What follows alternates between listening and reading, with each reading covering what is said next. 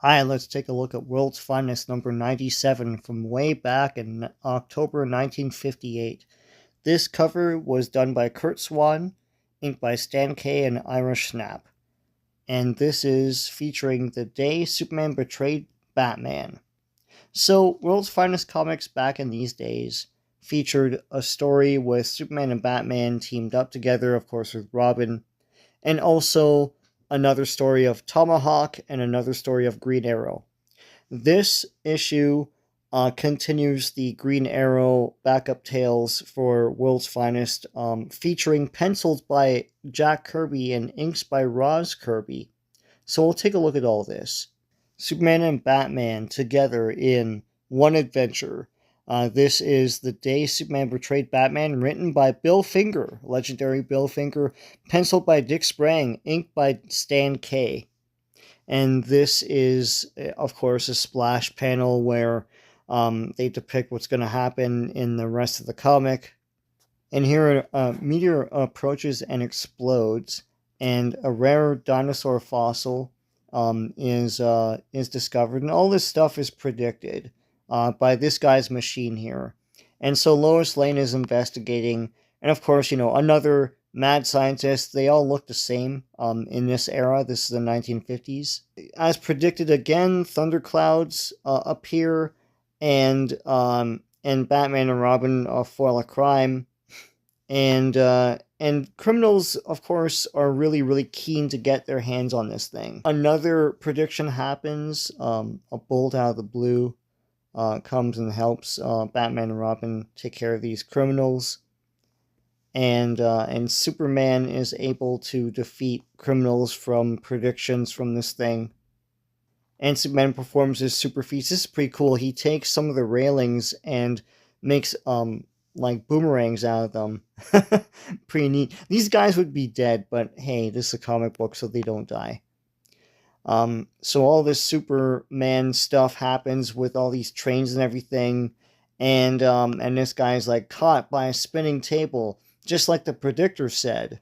Criminals have had enough, and they break into this guy's lab, and they take control of this machine, and this dude is like the Condor, which is their big bad, boss villain. He wants to know if your machine can tell us how to get Batman and Superman to stop investigating the gang. And so the machine gets to work and then gives them a plan. And so now the criminals are going to enact this plan.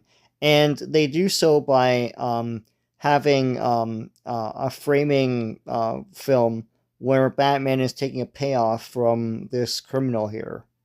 And so Batman is accused of taking a payoff, and so Batman is on the run from the law, and they go and get Superman to arrest Batman. Does this not sound a little familiar? In order to do this, Superman has to expose Batman's secret identity, and so he flies everyone out to the Batcave. And here he's smashing his way through into the Batcave, and so Superman now arrests Batman. And when everyone goes up into the mansion that's above this Batcave, they discover that Batman is really Scott Forrest and his son Billy. And Scott Forrest is a sportsman. And so they've arrested Batman, they've discovered who Batman is, and Superman is like, Batman may not want to be my friend anymore, but I'm still his friend. I know Batman was framed, and I'm going to devote every moment in tracking down Ace Logan to prove it.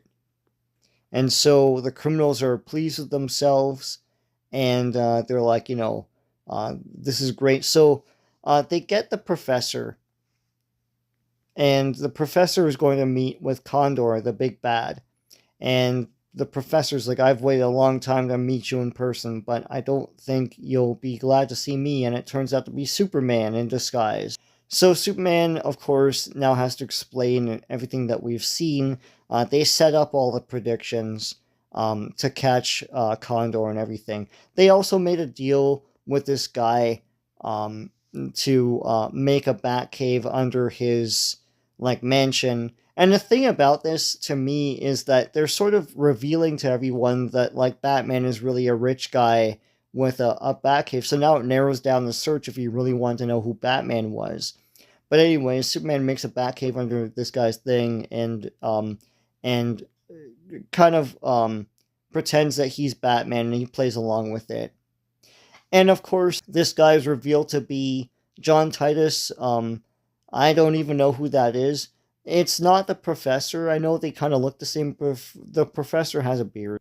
Anyways, this guy has kryptonite, of course, because everyone has kryptonite, and Batman and Robin save Superman from the kryptonite and beat the crap out of everyone. I love this.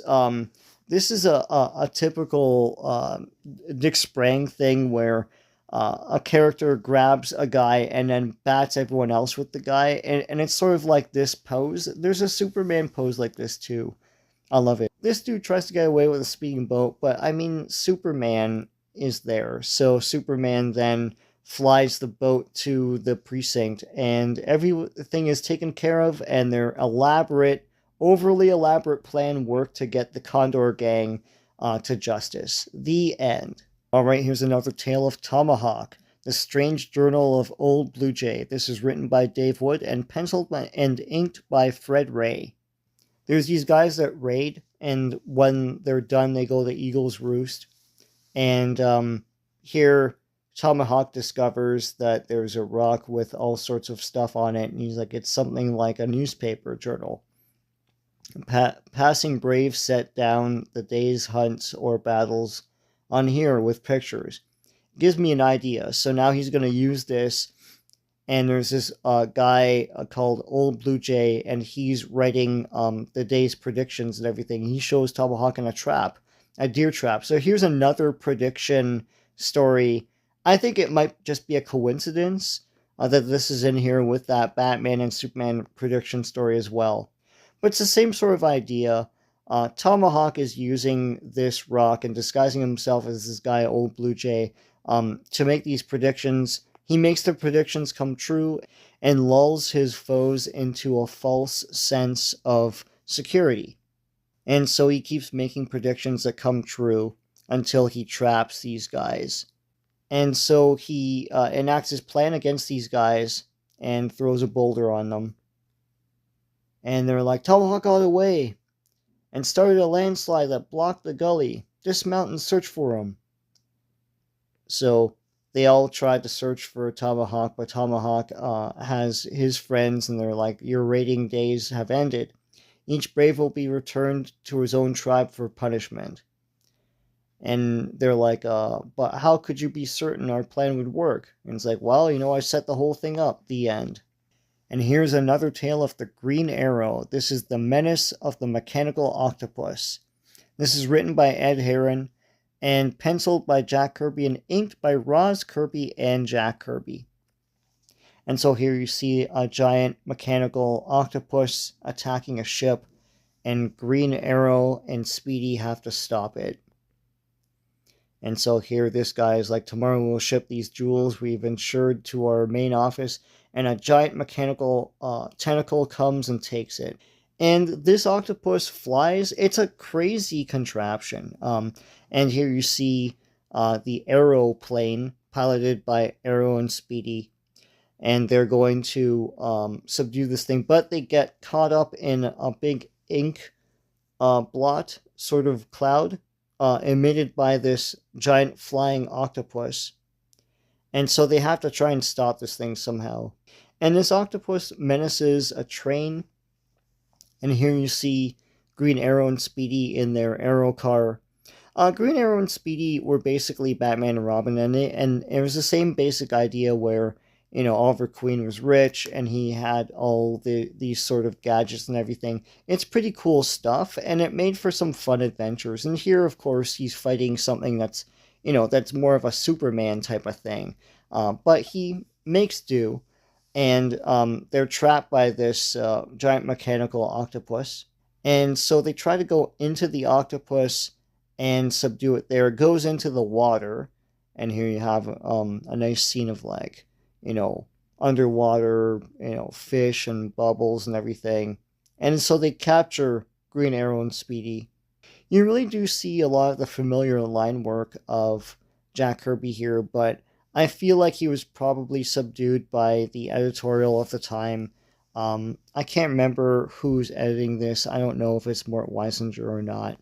But anyways, here's this giant octopus attacking a dock, and Green Arrow has, tricks and contraptions to try and get out of this little brig here.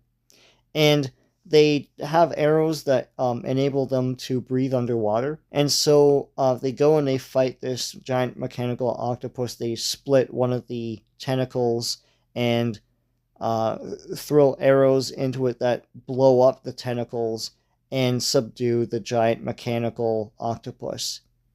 And that's the end of this comic in general. I hope you like going through this with me, World's Finest 97 from October 1958. If you liked what you saw, please give a like to this video. Please subscribe to this channel if you haven't already. Lots of great comic book stuff on here. So until next time, take care.